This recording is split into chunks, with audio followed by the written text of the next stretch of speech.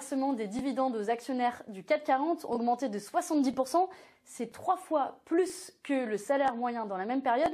Ces chiffres, ils sont issus du dernier rapport Oxfam qui pointe les inégalités au sein des grandes entreprises du CAC 40. Ce rapport, qui s'appelle « Des profits sans lendemain », montre à quel point les entreprises du CAC 40 privilégient leurs actionnaires et les PDG au détriment des salariés et de la planète. Privilégier les PDG qui, eux, essaient de favoriser, de récompenser les actionnaires qui sont grassement rémunérés. Résultat, entre 2009 et 2018, la rémunération des PDG a augmenté de 60%. C'est 5 fois plus que la hausse moyenne du SMIC. Et résultat, un PDG du CAC 40 gagne en moyenne 107 fois le salaire moyen. Mais ça, c'est la moyenne. Derrière, on a des grands patrons comme celui de Carrefour qui gagne plus de 400 fois le salaire moyen. À l'heure où on parle de la revalorisation des métiers féminisés, et vous savez, le moment où on a applaudi par exemple les caissières qui étaient en première ligne pendant la crise du coronavirus, eh bien ce sont celles qui gagnent plus de 400 fois moins que le salaire des grands PDG, qui eux favorisent un système qui va à la catastrophe. La conséquence de tout ça, ce sont des entreprises qui prennent des risques et parfois elles vont même jusqu'à s'endetter. C'est un quart des entreprises du CAC 40 qui s'endettent. Pourquoi ? Pour verser des dividendes à leurs actionnaires.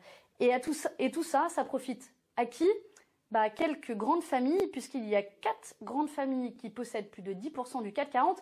Ces grandes familles, on les connaît, c'est la famille Arnault, c'est la famille Pinault, c'est la famille Bettencourt. On est loin du mythe du petit porteur qui s'enrichirait grâce à ses actions dans le CAC 40. C'est en réalité une toute petite proportion de très riches. Et ce modèle économique, il favorise les actionnaires aussi parce que les salariés sont très faiblement représentés dans les conseils d'administration des entreprises du CAC 40. C'est à peine plus de 10%. C'est ce système qui nous amène droit dans le mur, à favoriser le court-termisme, à favoriser les actionnaires. Alors on met en danger notre économie.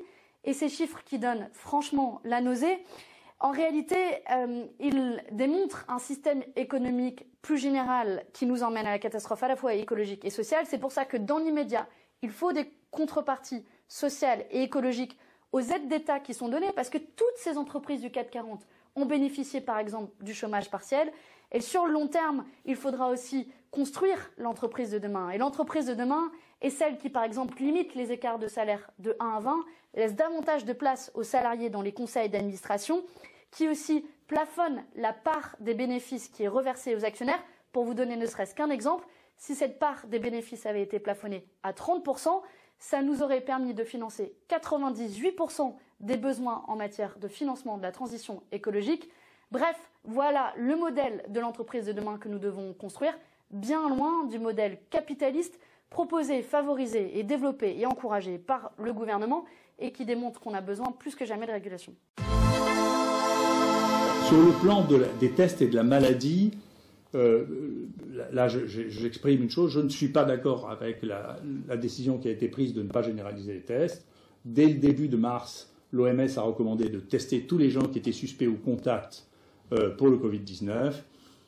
Il y avait les moyens dans ce pays de le faire. C'est pendant tout ce temps, on n'a pas dit la vérité. C'est un examen extrêmement simple, banal, tout le monde est capable de le faire. C'était indispensable de le faire parce qu'on ne connaissait pas la maladie. Donc on ne pouvait pas cerner, à partir du moment où le test n'était pas fait, on ne pouvait pas étudier la maladie.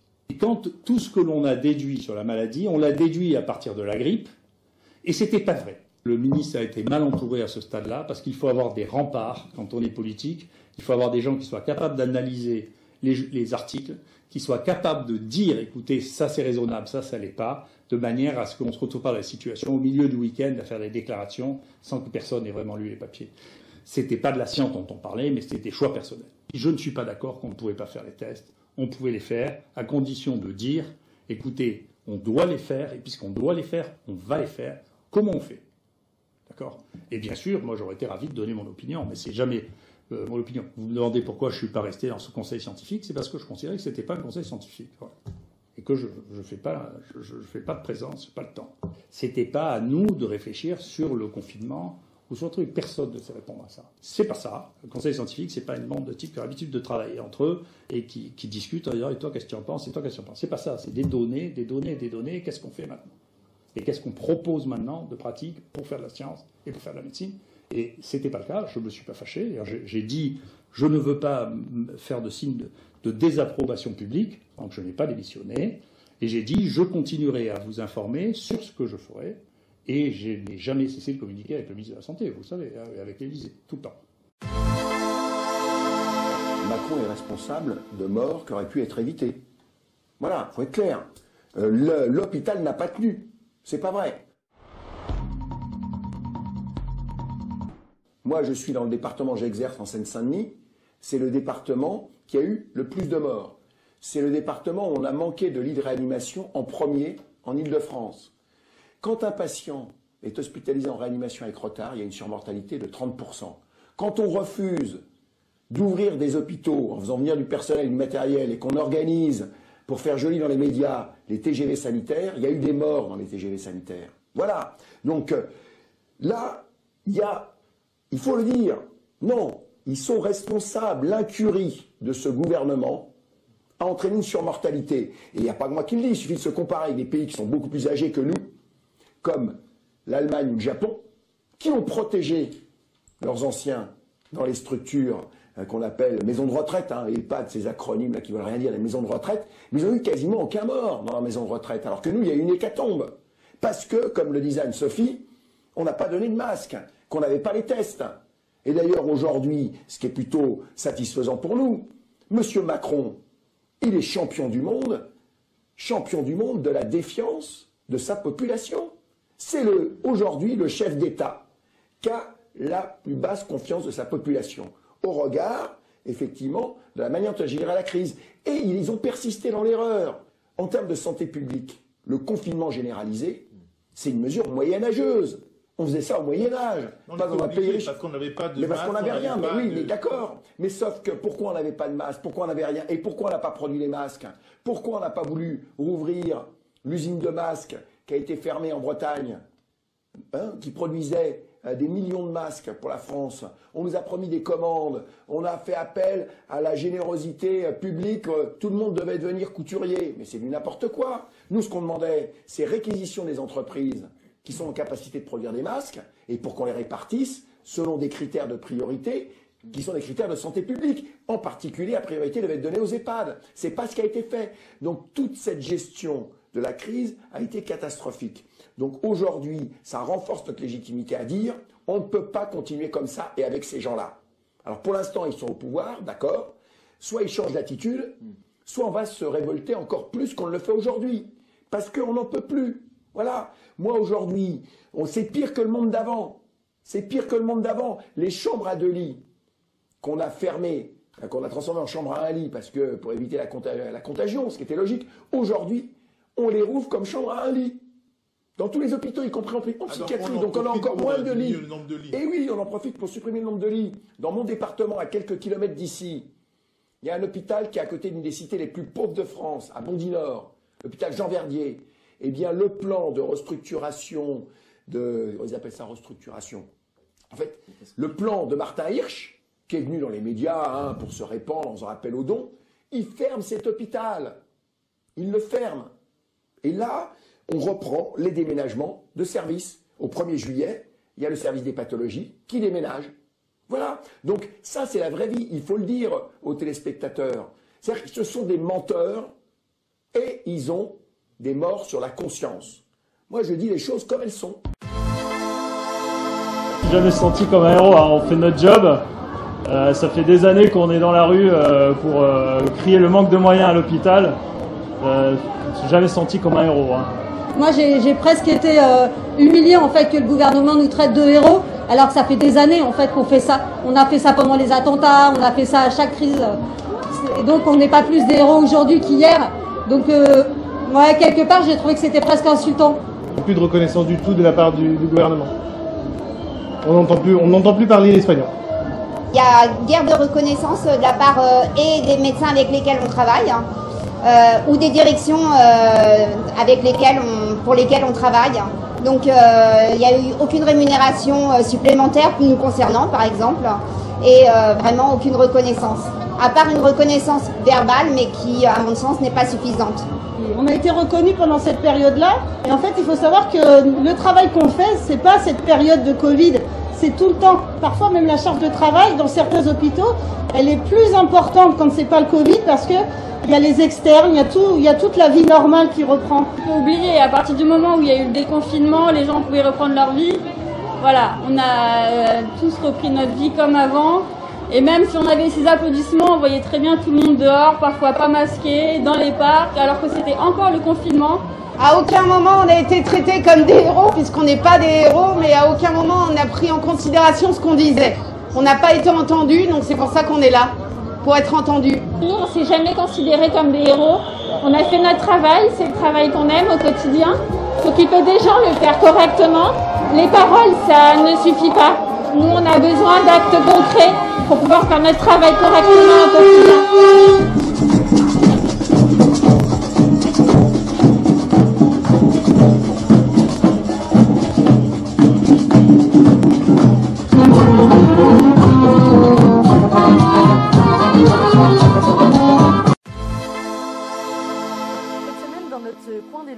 On a une lettre de 10 lobbies bancaires européens, dont un grand habitué de notre coin des lobbies qui est en pole position, je pense, pour remporter un prix des lobbies cette année, la Fédération bancaire européenne. Et cette lettre, elle a été envoyée au commissaire européen à l'économie, ainsi qu'à l'ensemble des ministres de l'économie européenne, pour s'assurer qu'ils aient bien le message. Et cette lettre, elle commence d'abord par s'émouvoir de la crise sanitaire. Ils disent, à cause de la crise sanitaire, leurs employés n'ont pas pu travailler à 100%, certains sont en congé maladie, d'autres s'occupent des enfants. Bref, finalement, ce qui s'est passé pour l'ensemble des entreprises. Mais après, cette lettre continue, et c'est là qu'elle devient intéressante. Elle explique que la priorité dans la période pour ces banques est de garder leurs clients, je cite la lettre, et donc que dans ce contexte, elles n'auront pas le temps de déclarer leur schéma d'évasion fiscale, et donc elles demandent purement et simplement le report d'une obligation européenne qui oblige ces entreprises, ces banques à déclarer leur schéma d'évasion fiscale qu'elles proposent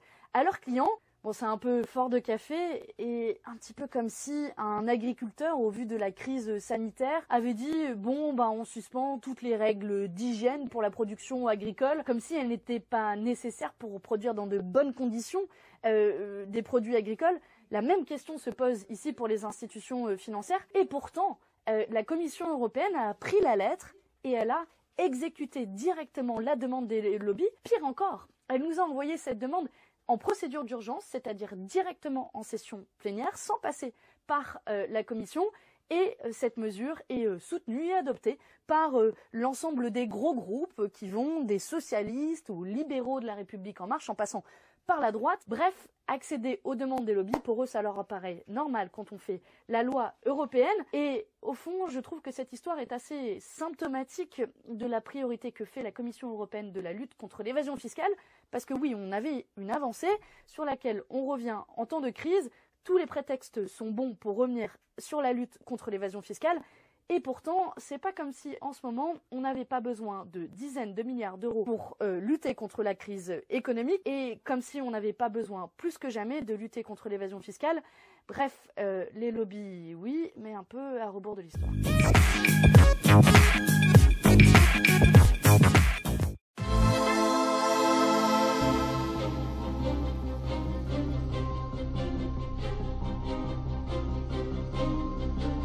Aujourd'hui, c'est un rassemblement pour dénoncer le déni de justice. Aujourd'hui, c'est un rassemblement pour dénoncer la violence sociale. Aujourd'hui, c'est un rassemblement pour dénoncer la violence raciale.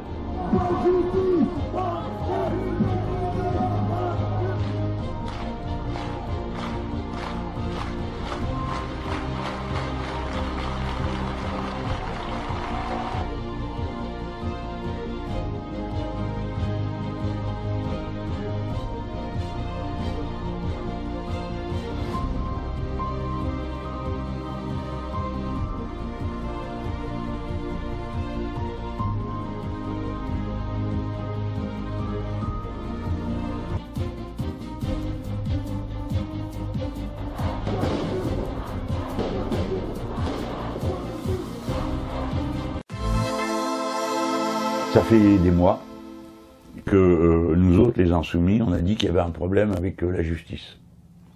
Alors il y avait des gens qui disaient, écoutez, vous en faites quand même beaucoup, quoi. Alors vous avez un problème avec la police. Bon, maintenant ça va, tout le monde est d'accord et a compris qu'il y a un gros problème avec la police. Et évidemment, les malins de service viennent derrière pour tout rendre compliqué. Hein. Me dire que par exemple, je propose de désarmer la police, c'est-à-dire qu'il n'y aura plus une seule arme dans la police, une connerie sans nom, j'ai jamais dit ça. Et je ne le pense pas, j'ai dit qu'il fallait en désarmer certains. Et alors j'ai entendu, ça m'a fait marrer, le Premier ministre dire « Ah, c'est une idée cocasse ». Bah oui, mon bonhomme, il y a un paquet de pays qui sont cocasses, on peut même dire que c'est ceux qui désarment pas qui sont cocasses. Alors ça tombe bien, on est en bonne compagnie, hein. Qui c'est qui ne désarme pas? La Turquie, vous allez pouvoir être fiers comme des Turcs. Les Hongrois, bon d'accord, le gouvernement est fascistoïde. Et la Pologne, où ils sont d'extrême droite. Alors avec nous, ça fait les 4. Hein. Voilà les 4 pays qui continuent à autoriser le LBD, les tirs de grenades en caoutchouc, les lacrymos aspergés sur les gens, etc., etc. Alors, bon, je laisse ça de côté parce que maintenant, ça va, tout le monde a compris. Il y en a plus un seul qui vient me dire, Monsieur Mélenchon, vous avez exagéré en parlant de barbares. Hein. J'aimerais bien quand même avoir un, quand même, qu'il reste un, parmi tous ceux qui m'ont jeté des pierres pendant des soirées à la télévision à faire les malins avec l'horaire de Monsieur Je sais tout et Madame J'ai tout vu. Hein. Bon, bah voilà, il en reste plus un. Et maintenant, ils sont là à ramer. Hier soir, j'ai regardé une séquence sur BFM, c'était trop drôle, il y avait 2 journalistes qui étaient là en train de relativiser le fait que, oui, d'accord, des policiers étaient entrés dans un restaurant et tabassaient les gens qui étaient là, notamment une femme. Alors ils étaient là à défendre tout ça. Ils n'avaient pas ce genre de grâce, hein, quand il s'agissait de défendre les pauvres gens qui ont eu un œil crevé, une main arrachée, qui ont été jetés par terre, qui ont été accusés d'outrage. Hein. 28 000 plaintes pour outrage l'année dernière de la police, c'est pas génial ça? Parce que le gars, il prend son papier, il marque outrage. Forcément, il sait qui c'est le mec en face de lui. Il vient de contrôler ses papiers. Outrage, monsieur machin. Toc, une affaire résolue. Grandiose, non? Alors après, il publie des statistiques.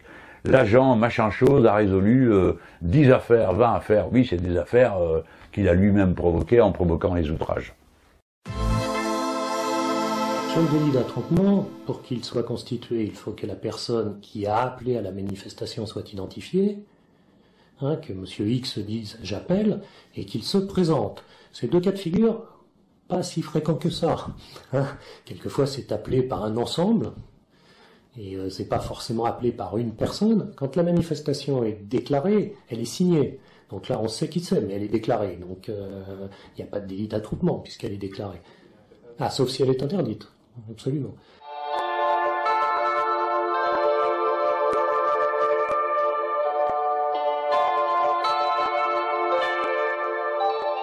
En principe, quand on interdit, les personnes se présentent assez rarement. Mais quand on a le cas de figure, effectivement, vous avez la constatation que Monsieur X, qui a déposé la manifestation qui n'est pas autorisée ou interdite, se présente, oui, on l'interpelle et on le présente au magistrat. Oui. Mais encore une fois, c'est arrivé par exemple samedi dernier pour la manifestation à la Concorde de cette organisation qui, je crois, s'appelle la Ligue de défense contre la négrophobie, me semble-t-il. Enfin, c'est LDNA, mais je ne me rappelle plus exactement ce qu'est l'abréviation. Où effectivement, l'initiateur, l'appelant de cette manifestation, s'est présenté. Donc, nous l'avons interpellé, il a été emmené au SAIP. Et placé en garde à vue, d'ailleurs. Pour vous, il n'y a pas de sujet sur les manifestations appelées par les organisations syndicales quand elles ne sont pas déclarées, ou je pense notamment aux manifestations des policiers récemment, la nuit, depuis 3 nuits de suite, devant les institutions. Je n'ai pas trouvé les organisateurs.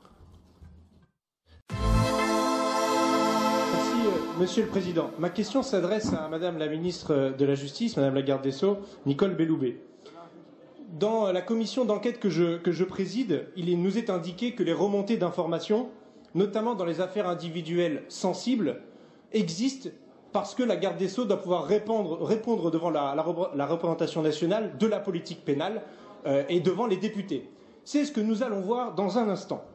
Les faits que je vais vous exposer sont particulièrement troublants, d'aucuns pourraient parler d'affaires d'État. Le 30 juin dernier, Éliane Houlette, procureure nationale financière, part à la retraite. Le 1er juillet, Muriel Fusina est désignée par la procureure générale, Madame Champrenault, contre l'avis de Madame Houlette pour faire son intérim, contre l'avis de Madame Houlette. C'est la même Madame Champrenault qui est mise en cause dans le cadre de l'affaire Fillon pour les pressions hiérarchiques qu'elle a fait subir à Éliane Houlette.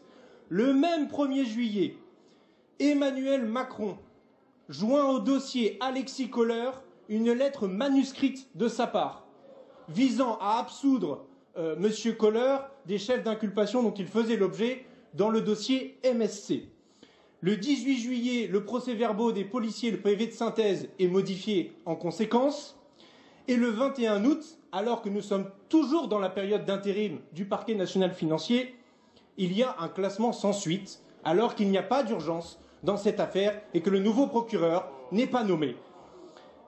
Madame la garde des Sceaux, Madame la ministre, du fait des remontées d'informations dans les affaires sensibles, étiez-vous au courant de cela? Étiez-vous au courant que le président de la République, censé être garant de l'indépendance de l'autorité judiciaire au titre de l'article 64 de la Constitution, était intervenu directement dans un dossier individuel? Êtes-vous prête à ouvrir une enquête de l'Inspection générale de la justice?